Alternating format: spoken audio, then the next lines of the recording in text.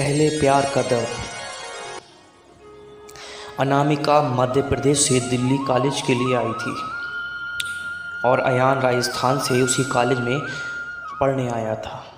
अयान एक सीधा साधा लड़का है जो ना लड़कियों से ज़्यादा बात करता है और ना किसी से ज़्यादा मतलब रखता है। अयान की यह बात अनामिका को बहुत अच्छी लगती है और वह किसी न किसी बहाने से अयान से बात करने की कोशिश करती है। अनामिका दिखने में क्यूट लगती है। कुछ ही समय में अयान और अनामिका की दोस्ती हो जाती है। अयान धीरे धीरे अनामिका को पसंद करने लगता है। दोनों दिन भर कॉलेज में बातें करते हैं, अपने हर लाइक डिसलाइक को शेयर करते हैं और कुछ समय में बहुत अच्छे दोस्त बन जाते हैं। अयान की लाइफ में पहले कभी कोई लड़की आई नहीं थी, जबकि अनामिका के पहले दोस्त थे और वह सबसे बात करती थी। अयान को ये पसंद नहीं था। एक दिन बातों ही बातों में अयान अनामिका को अपने दिल की बात बता बैठा।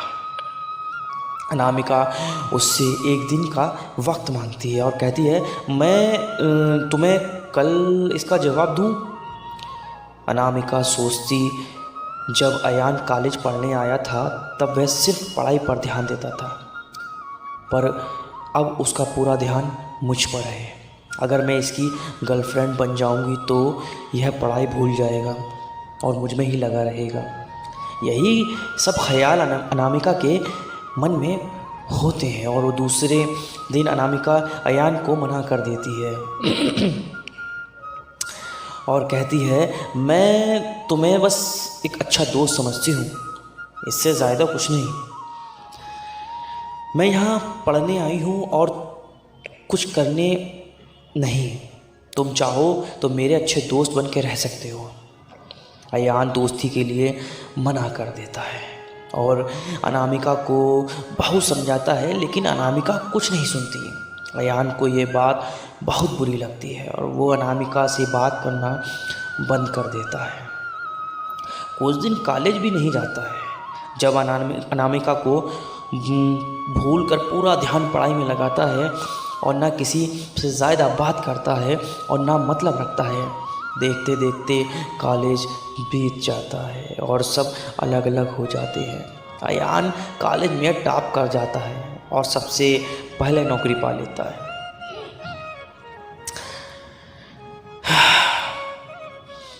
2-3 साल बीत जाते हैं। ना अयान को अनामिका का पता रहता है और ना अनामिका को अयान का कुछ पता रहता है।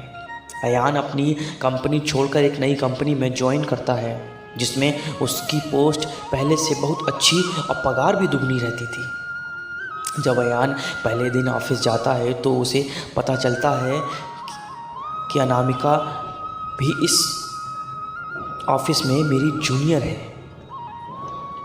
वह उस पर बिल्कुल भी ध्यान नहीं देता है और काम में ही लगा रहता है। कुछ दिनों में ही पता चलता है कि दोनों एक दूसरे को पहले से जानते थे और एक दिन दोनों को एक प्रोजेक्ट के लिए साथ बाहर जाना पड़ता है। प्रोजेक्ट के बाद ना चाहते हुए भी अयान और अनामिका की बातें होने लगती हैं। अनामिका अयान को समझाती है, आखिर उसने उसको मना क्यों किया था। अयान को अनामिका की बात समझ आ जाती है और दोनों में गहरी दोस्ती फिर से हो जाती है। पूरे ऑफिस में दोनों की दोस्ती के चर्चे होने लगते हैं। अयान सीधा साधा लड़का रहता है, उसको ज़्यादा कुछ समझ में नहीं आता है। अयान कुछ समय बाद अनामिका को डिनर पर ले जाकर फिर से प्यार का इजहार करता है। अनामिका इस बार अयान से मना नहीं करना चाहती, पर उसके पास कोई और चारा नहीं, क्योंकि कुछ ही दिनों में उसकी शादी होने वाली थी। अनामिका अयान को अपनी शादी की बात बताती है। इस बार अयान का दिल फिर पूरी तरह टूट जाता है। वह बिना कहे वहाँ से चला जाता है। अनामिका रात में सोचती है कि अयान से अच्छा लड़का मुझे कभी कहीं नहीं मिलेगा। वह फैसला करती है कि कल अयान को हाँ कर दूंगी और मम्मी पापा को अयान से शादी के लिए मना लूँगी। जब दूसरे दिन अनामिका ऑफिस जाती है तो उसको पता चलता है कि अयान ऑफिस छोड़कर चला गया और दोबारा कभी कंपनी में नहीं आएगा। जाते जाते अयान अनामिका को एक ख़त लिखता है जिसमें जिस दिन मैंने तुम्हें देखा था उसी दिन से मैं तुमसे प्यार करता हूँ। मैं तुम्हें ज़िंदगी में कभी नहीं भूल पाऊँगा। तुम जहाँ भी रहो, जिसके साथ भी रहो, खुश रहो। अब इस जीवन में इस दर्द के साथ ही ज़िंदा रहूँगा। मैंने हमेशा प्यार किया है और सिर्फ तुमसे सच्चा प्यार किया है। तुम मेरी ज़िंदगी में आने वाली और आखिरी लड़की हो। अब ना मेरी ज़िंदगी में कोई आएगा और ना मैं किसी को आने दूंगा। मैं बस अब तुम्हारी यादों में रहूँगा। आज के बाद पूरी ज़िंदगी में तुम्हें कभी अपनी शक्ल नहीं दिखाऊंगा। बस भगवान से यही दुआ करता हूँ कि तुम जहाँ भी रहो खुश रहो। और शादी के लिए बहुत बहुत शुभकामनाएं। अनामिका अयान को खोजने की बहुत कोशिश करती है पर कई साल के बाद भी उसको अयान नहीं मिलता और वह अपने माँ बाप की पसंद के लड़के के साथ शादी कर लेती है। इस तरह दोनों हमेशा हमेशा के लिए दूसरे से बिछड़ गए और दर्द के साथ अपनी ज़िंदगी को गुजारने लगे।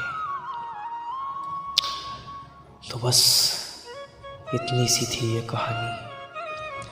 गाइस, आपको कैसी लगी हमारी ये कहानी? आप हमें कमेंट करके ज़रूर बताइएगा।